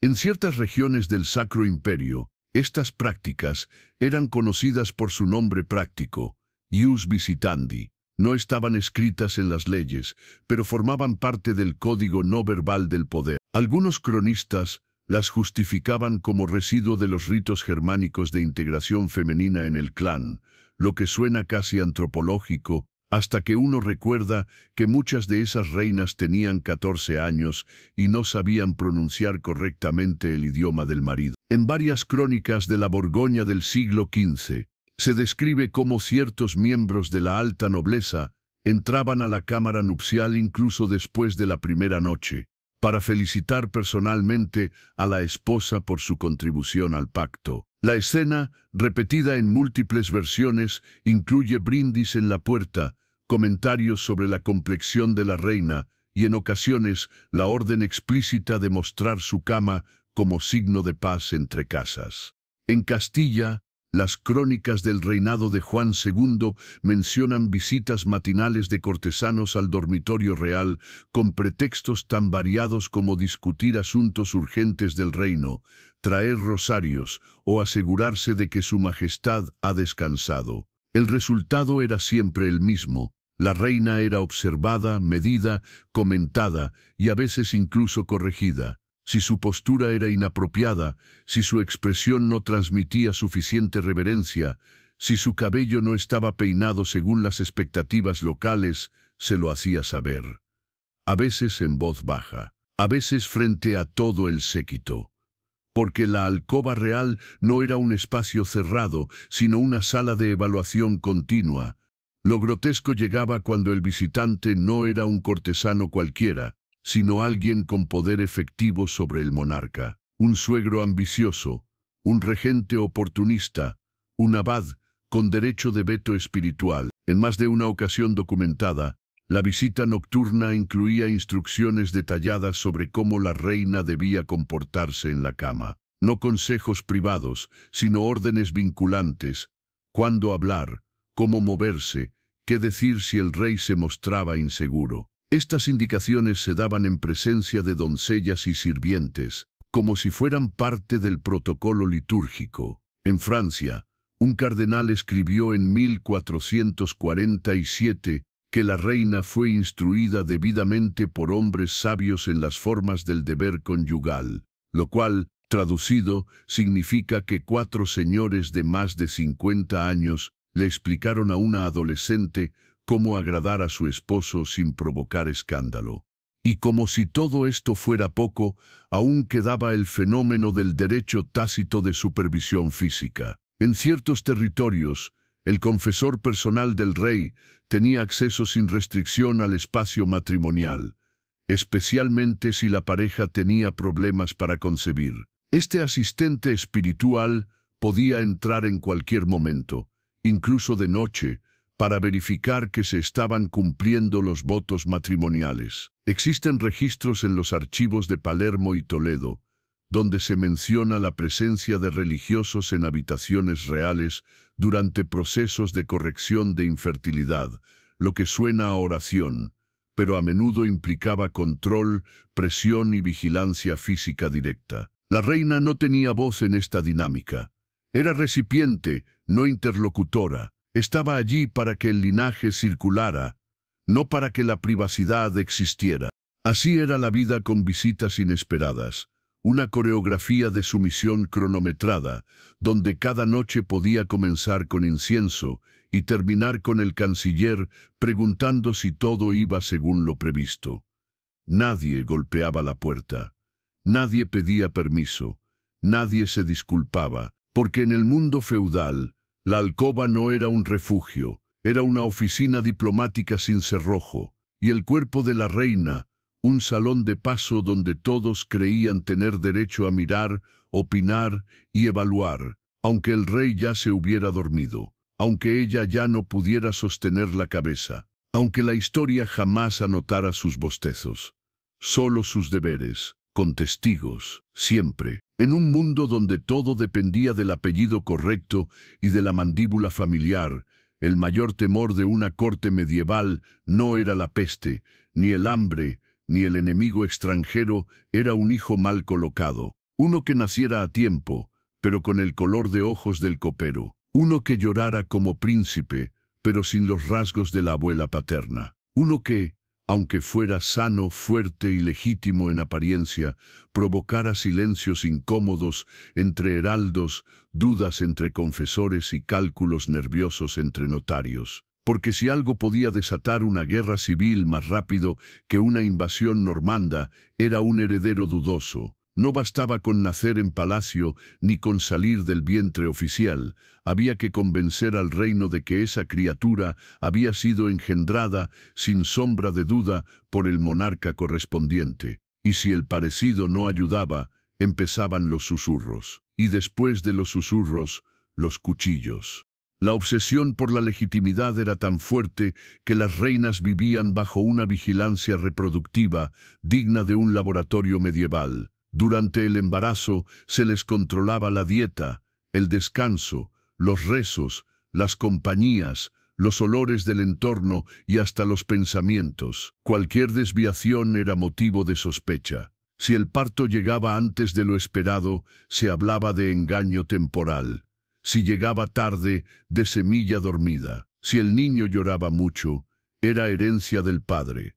Si no lloraba, mal augurio materno. Y si por desgracia nacía con alguna marca o deformidad, se convocaban médicos, confesores y astrólogos para establecer si el problema venía del linaje o de una traición. Porque el útero podía mentir, pero el ADN, aunque no existiera como concepto, se sospechaba con cada ceja torcida. Los casos de bastardía encubierta se multiplicaban en torno a los tronos. Algunos, como el de Juana la Beltraneja, hija de Enrique IV de Castilla, marcaron generaciones enteras. Su padre, apodado el Impotente, fue acusado de haber aceptado como heredera a una niña que todos creían hija de su favorito. El resultado, una guerra civil, la anulación de su matrimonio y una dinastía en crisis. En otros casos, las sospechas se disfrazaban de poesía. Crónicas venecianas describen al hijo de una duquesa como bella criatura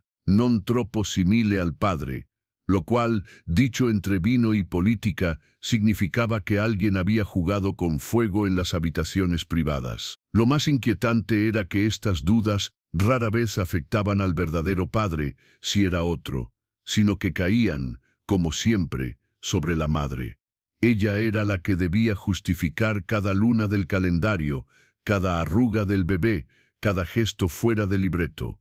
La presión era tal que, en algunas cortes, se documenta la presencia de parteras nobles encargadas no solo de asistir el parto, sino de confirmar visualmente la filiación facial del recién nacido. Algunas tomaban notas sobre el color de ojos, la forma de las orejas y el tamaño de las manos, todo en relación a retratos oficiales del rey. Una especie de biometría del siglo XV con lápiz y rezos. Si algo no cuadraba, se iniciaban investigaciones discretas, interrogatorios a doncellas, seguimiento de horarios, análisis de cartas privadas. En ciertos monasterios se guardaban informes codificados sobre nacimientos potencialmente irregulares, por si más adelante había que desempolvarlos ante un reclamo sucesorio. Porque si alguien ponía en duda al heredero, la corona entera temblaba. Pero los verdaderos dramas empezaban cuando alguien hablaba. Un noble resentido, un confesor borracho, una criada despechada. Bastaba con una frase mal colocada para que el heredero se convirtiera en sospechoso, la reina en culpable, y el rey en objeto de burla. Los enemigos políticos aprovechaban cualquier grieta para cuestionar la línea sucesoria. Ese niño no tiene la nariz de su abuelo era suficiente para movilizar ejércitos. Por eso, algunos monarcas mandaban fabricar retratos infantiles corregidos, mejoraban árboles genealógicos inventando tatarabuelos convenientes, o directamente silenciaban a los testigos incómodos con destinos conventuales. Si el niño era útil, se defendía como símbolo divino. Si no, se perdía entre títulos secundarios, viajes prolongados o enfermedades súbitas. Las reinas atrapadas en este teatro genético caminaban una cuerda floja sin red. Si el hijo era perfecto, eran celebradas. Si era imperfecto, culpadas. Si el rey lo aceptaba, todo seguía. Si no, ellas desaparecían. No siempre físicamente, pero sí del relato. Muchas fueron recluidas, otras abandonadas en conventos, algunas simplemente borradas de los registros. La maternidad, en su caso, no era un vínculo, era una apuesta. Y si el resultado no gustaba, se cancelaba el juego. Así era la lógica del linaje. Un bebé podía consolidar un imperio o incendiarlo. Todo dependía de si su cara recordaba a la persona correcta. Aunque no lo fuera, aunque nadie pudiera probarlo, aunque todos lo supieran. Pero eso sí, jamás se decía en voz alta, porque el reino podía tolerar guerras, pestes y herejías, pero no un heredero con las orejas equivocadas. Entre las sombras perfumadas de los tapices y los pasillos mudos de los castillos, ocurría todo aquello que las crónicas decidieron omitir, porque la historia oficial prefería las genealogías, los tratados y los nacimientos, pero evitaba con esmero el tema más temido por heraldos, confesores y archiveros, el deseo. No el deseo reproductivo, bendecido por la Iglesia y vigilado por notarios, sino el otro, el que no sigue protocolos, el que aparece cuando no debería, el que no mira títulos ni linajes, sino cuellos húmedos, miradas prohibidas y encuentros a deshoras. Ese deseo, extravagante, desordenado, humano, era la única parte de la vida cortesana que no podía preverse, ni redactarse, ni prohibirse del todo. Y sin embargo, existía. En los rincones más rígidos del poder, el placer se colaba como polilla entre las telas del decoro. Las reinas, oficialmente figuras de virtud, eran también, en la práctica, mujeres encerradas en matrimonios sin afecto, expuestas al juicio perpetuo y a las inspecciones médicas sin consentimiento. No es difícil imaginar por qué algunas, de tanto en tanto, buscaban el calor de lo prohibido, no con escándalo, ni con desafío, sino con una necesidad desesperada de sentir algo que no fuera obediencia. En Francia, la duquesa de Valois fue descrita por un cronista como devota al piano y a su capellán. No había piano en el siglo XV, y el capellán terminó en un monasterio en Irlanda. En Aragón, una reina fue sorprendida con un juglar que le enseñaba a tocar laúd en su habitación sin laúd. No hubo ejecución, solo destierro, y una nueva doncella, esta vez analfabeta. El deseo real no siempre iba en la dirección esperada. En varias cortes del norte se documentan pasiones entre reinas y damas de compañía, tan intensas como discretas. Cartas codificadas, perfumes compartidos, escapadas nocturnas al jardín con la excusa de recoger hierbas. No había palabras para nombrarlo, pero los obispos lo sospechaban, y las sirvientas lo sabían. En una corte alemana del siglo XVI, una princesa fue obligada a casarse tras descubrirse que pasaba sus noches con una joven bávara que la cuidaba con excesivo esmero. La cura fue el matrimonio. El resultado, 2 infelices más y una carta quemada. Pero las extravagancias no eran solo sentimentales. Algunos nobles de alcoba exigían prácticas que los moralistas tachaban de costumbres orientales, perversiones romanas o impulsos demoníacos. En los archivos de Roma existe un expediente sellado que describe con detalle la costumbre de cierto monarca de Castilla de vestirse con los mantos de su esposa y recibirla como si fuera la consorte de sí mismo. Un juego que, según el confesor, confundía los roles del deber conyugal. Fue corregido con ayuno, cilicio y una amenaza papal. Aún así, el rey vivió 20 años más, satisfecho y travestido en privado. También hubo quienes trasladaron su deseo al fetichismo de los objetos. Reyes obsesionados con zapatos femeninos, colecciones de cabellos cortados en la noche de bodas, cofres con ropa interior de las esposas pasadas, todo catalogado, numerado, guardado bajo llave. En algunos inventarios reales, junto a los cetros y los crucifijos, aparecían listas de reliquias conyugales. Nadie preguntaba por qué, porque el poder toleraba casi cualquier desviación, mientras no interfiriera con la descendencia.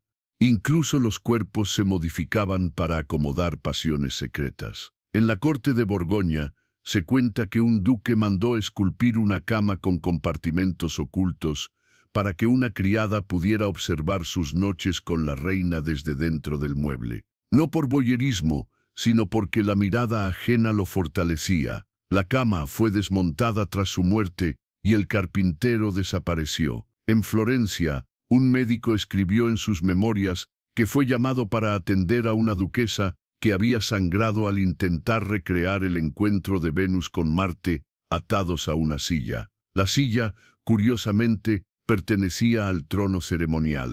Nada de esto llegó a los libros de historia oficial. Las biografías reales omitieron los deslices, los deseos torcidos, las pasiones que no entraban en el marco de la estatua, pero los sirvientes lo recordaban.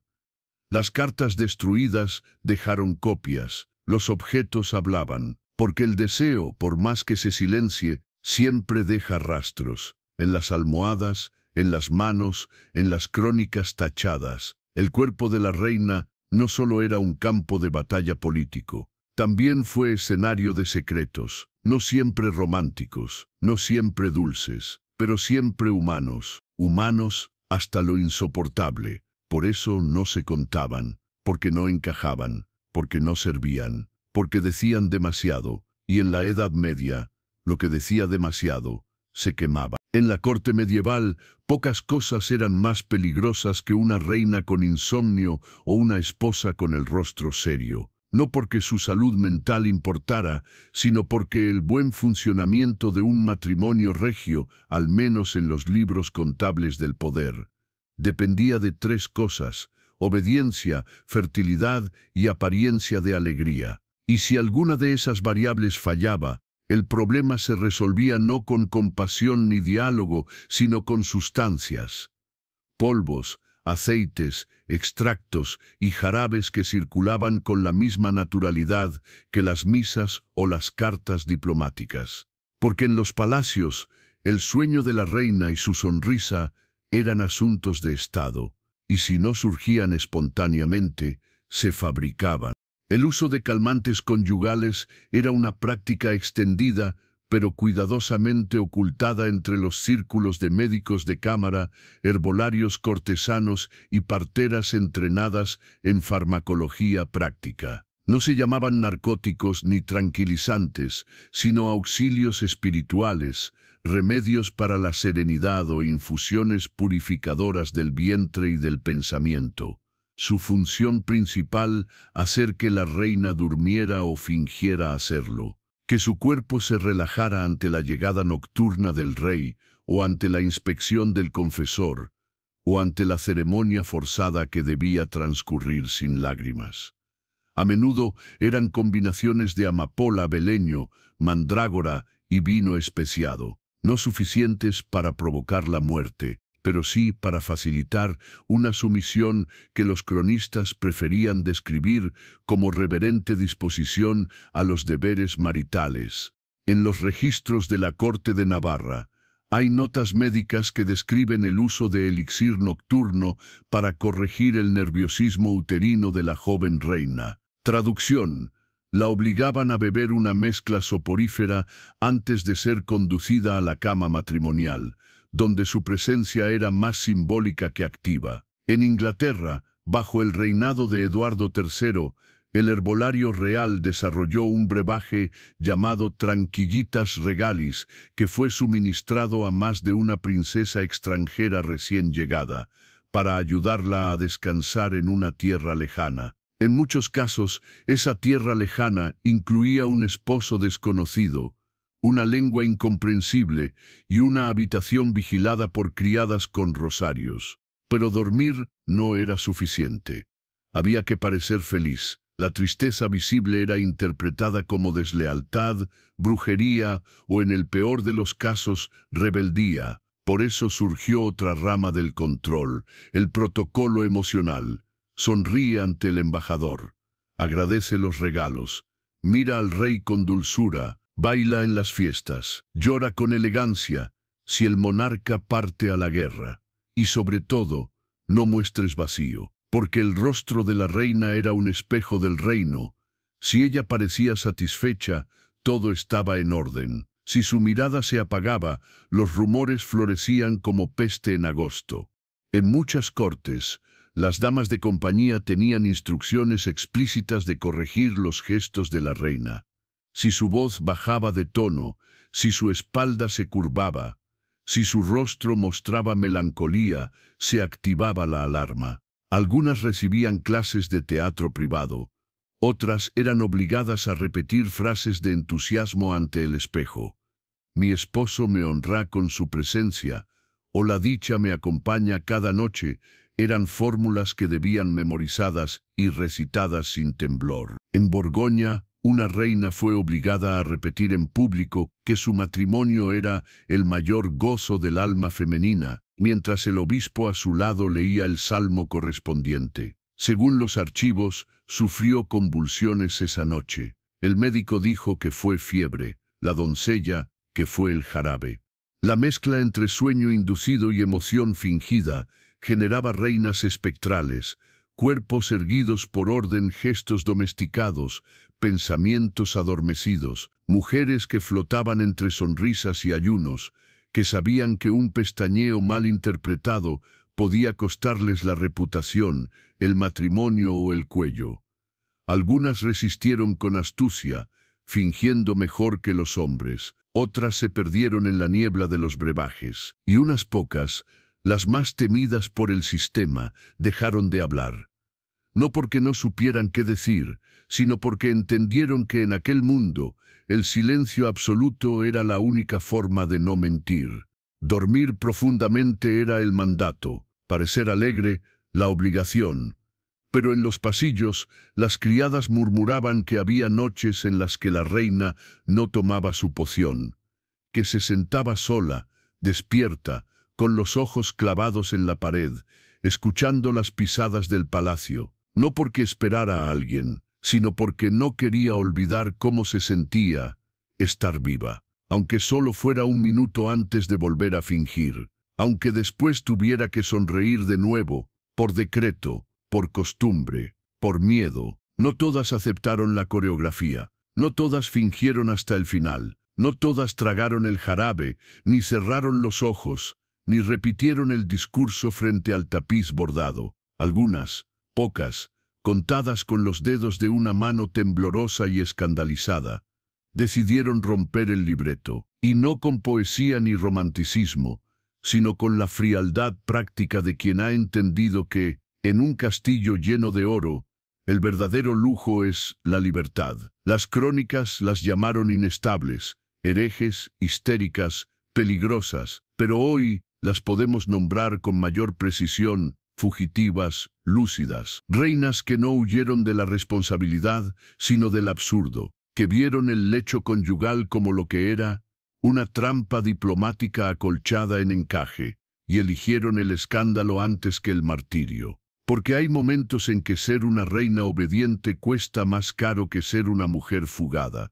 Una de las más célebres fue Isabel de Hainaut, esposa de Felipe II de Francia, que según las fuentes cayó enferma en sus primeros años de matrimonio. La realidad se negó a consumar la unión hasta que no se garantizara que no sería tratada como una incubadora glorificada. En lugar de escándalo, su padre organizó una separación diplomática. No llegó a escapar físicamente, pero sí simbólicamente.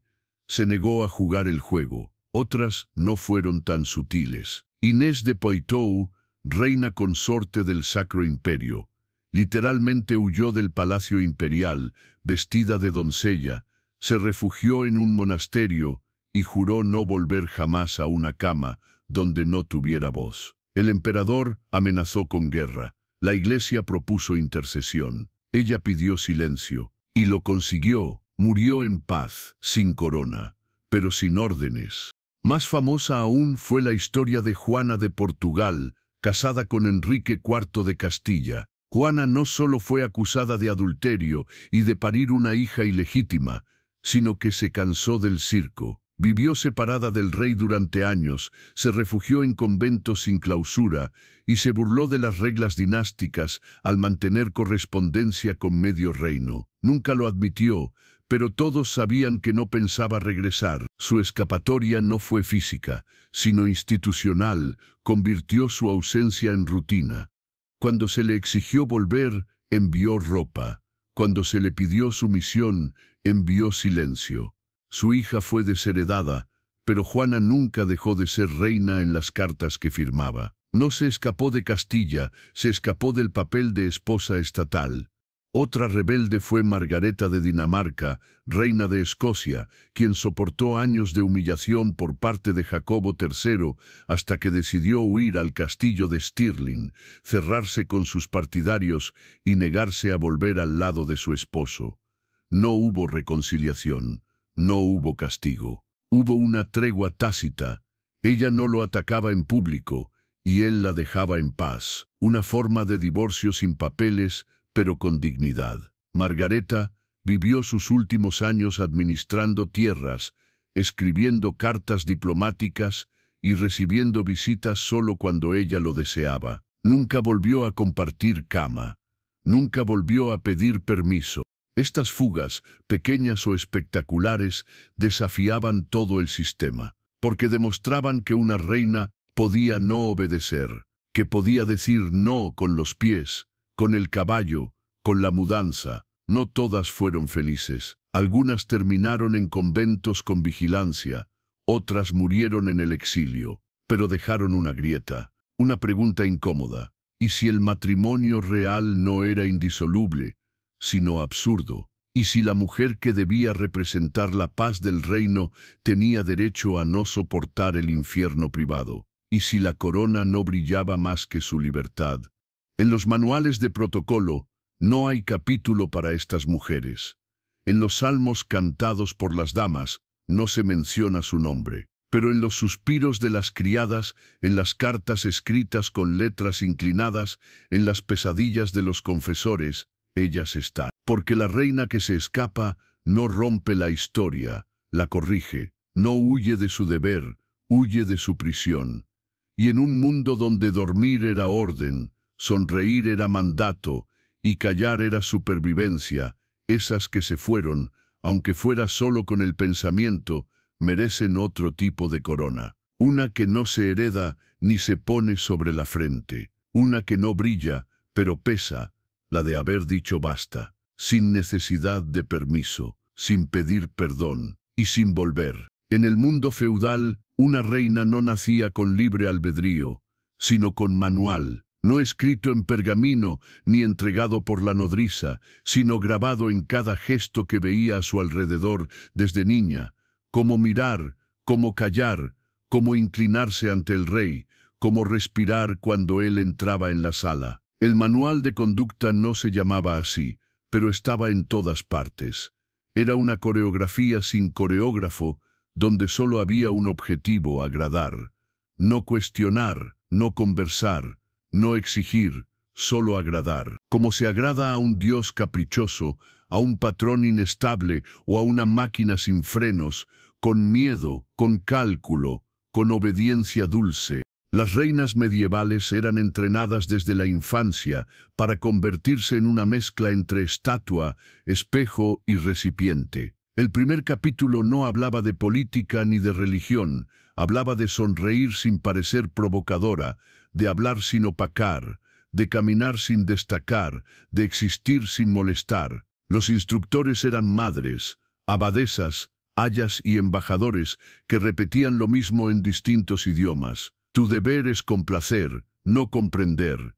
Si el rey deseaba silencio, silencio. Si deseaba compañía, compañía. Si deseaba ausencia, desaparición. Y si deseaba cualquier cosa que no estuviera en los salmos, se bendecía igual, porque la voluntad del rey era, por definición, razonable, aunque fuera absurda.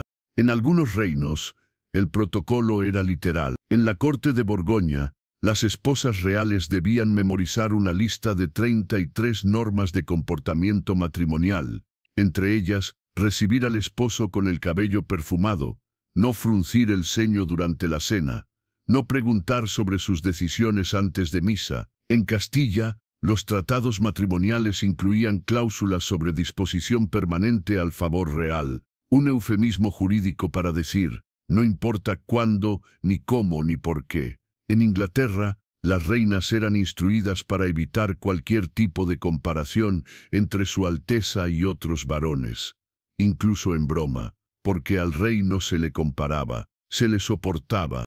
No era solo sumisión física, era emocional, intelectual, simbólica. Las reinas debían reírse de sus chistes, incluso si no los entendían. Debían llorar sus derrotas, aunque no compartieran sus causas. Debían celebrar sus campañas, aunque costaran miles de vidas. Y sobre todo, debían fingir que todo tenía sentido, aunque no lo tuviera, porque cuestionar una orden era una forma de blasfemia política. Y una esposa que preguntaba demasiado era una esposa que no entendía su lugar. Las que lo olvidaban eran corregidas, las que insistían, apartadas, las que resistían, silenciadas.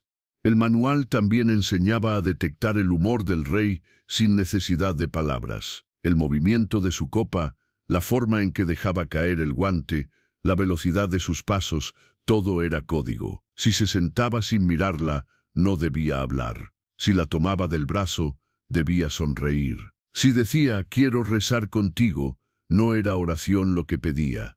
Y si un día dejaba de aparecer, la reina debía seguir cumpliendo igual, porque su deber no dependía de reciprocidad, solo de presencia. Algunas reinas se volvieron maestras en este teatro, jugaban el juego con tanta destreza que nadie notaba que en realidad se burlaban de él. Una mirada fuera de lugar, una frase ambigua, un gesto mínimo podían tener el mismo efecto que una rebelión armada. Pero esas eran las excepciones. La mayoría sobrevivía aprendiendo a no desear, a no imaginar, a no recordar cómo era hablar sin filtro. Muchas terminaron creyendo que el amor era eso, una serie de gestos correctos ejecutados ante un hombre que nunca preguntaba si ella quería algo a cambio. El capítulo final del manual era el más brutal: aceptar el destino sin queja. Si el rey moría, luto. Si se volvía a casar, bendición. Si la encerraban en un convento, gratitud. Si la enviaban al exilio, dignidad. Y si la acusaban de no ser suficiente, silencio, siempre silencio. Porque una reina que hablaba demasiado dejaba de ser útil. Y en una corte donde el afecto era una estrategia y el sexo una ceremonia, lo único que no se perdonaba era el pensamiento independiente. Así vivieron muchas decorativas, obedientes, impecables. La historia las recuerda con títulos, pero no con voz, porque su única hazaña fue agradar. A veces con dulzura, a veces con veneno, pero siempre sin preguntar por qué, porque en la Edad Media, una reina no estaba para entender, estaba para asentir, y hacerlo con gracia, como mandaba el manual, aunque lo odiara en secreto, aunque lo supiera de memoria, aunque soñara cada noche con prenderle fuego. Hubo reinas que gobernaron, que escaparon, que fingieron dormir, que resistieron entre rituales y mandatos, que soportaron a un rey estéril, a un obispo entrometido y a una corte que prefería sus vísceras a su voluntad. Y luego hubo otras que no dejaron ni rastro, no porque no existieran, sino porque alguien decidió que no debían figurar. Mujeres reales, esposas legítimas, coronadas en capillas ante testigos, que con el paso del tiempo fueron borradas línea por línea, nombre por nombre, hasta quedar reducidas a una nota al pie, a una frase cortada, aún según algunas fuentes que nadie se molesta en revisar. Desaparecidas no por magia ni por tragedia, sino por conveniencia, por cálculo, por censura, con pergamino dorado. Algunas fueron borradas porque incomodaban, como Berenguela de Barcelona, casada brevemente con Alfonso VII, pero eliminada de muchos registros para que la versión política del matrimonio cuadrara mejor con los intereses sucesorios. O Isabel de Vermandois, que tras años de matrimonio con el conde de Leicester, fue sustituida simbólicamente en las crónicas por su sucesora, más dócil, más útil, más conveniente para la narrativa patriarcal. En otros casos, fue el escándalo quien selló la tinta. Una reina que no procreaba, que se fugaba, que amaba fuera de las normas, era rápidamente corregida, con un falleció joven o un se retiró al convento. Traducción fue neutralizada.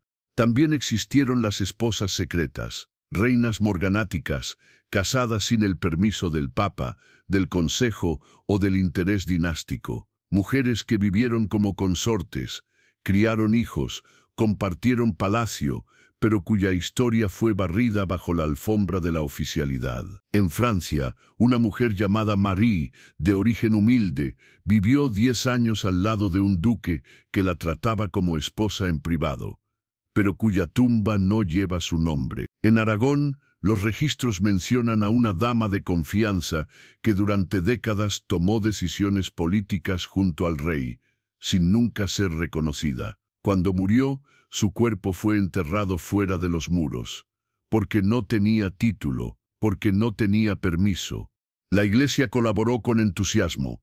Reescribía genealogías, anulaba bodas incómodas, bendecía nuevas uniones como si las anteriores nunca hubieran existido. Los cronistas también aportaban lo suyo. Ediciones posteriores de las crónicas medievales omiten nombres que sí estaban en los manuscritos originales. En la transición entre manuscrito y imprenta, muchas mujeres simplemente desaparecieron. ¿No servían al relato? Entonces fuera. Molestaban al linaje. Eliminadas. No parieron varón, nunca existieron. El poder no borra con fuego, borra con silencio. Y sin embargo, hay rastros. En cartas extraviadas, en registros fiscales, en bibliotecas polvorientas, en anotaciones al margen de libros religiosos. Hay una factura de tocados firmada por una reina que oficialmente había muerto. Hay un contrato de servidumbre para una mujer que no debía estar en palacio. Hay una crónica menor que menciona a una esposa de la que nadie quiere hablar. Esas piezas no bastan para reconstruir una historia completa, pero sí para entender lo que ocurrió. La corona pesaba más que la verdad. Estas mujeres no tienen biografías oficiales, no protagonizan películas, no decoran museos, pero fueron reinas, sufrieron como reinas, callaron como reinas y fueron descartadas como piezas de ajedrez defectuosas. Lo que no encajaba, se tachaba, lo que no brillaba, se opacaba, lo que no obedecía, se olvidaba. Así funcionaba la historia oficial, no como una recopilación de hechos, sino como una operación de poda permanente, para que siempre ganaran los mismos, para que las coronas no tuvieran grietas, para que la obediencia siguiera pareciendo natural. Y así, cuando preguntamos ¿cuántas reinas tuvo este rey?, la respuesta correcta no está en las crónicas, está en lo que falta, en los huecos, en los nombres que no se pronuncian, en los retratos sin firma, en los tronos vacíos que alguna vez ocuparon mujeres de carne y hueso que desobedecieron o simplemente existieron demasiado. ¿Te impactó esta historia? ¿Te sorprendió lo mucho que se puede esconder detrás de una tiara? Entonces suscríbete, regálale un like a este recorrido por lo invisible y contanos en los comentarios qué pensás sobre estas mujeres olvidadas. ¿Alguna vez te preguntaste cuántas historias faltan en los libros? ¿Y qué hora es en el rincón del mundo desde donde nos estás viendo? Nos encanta leerte, porque mientras más gente recuerde lo que se quiso borrar, menos poder tiene el olvido.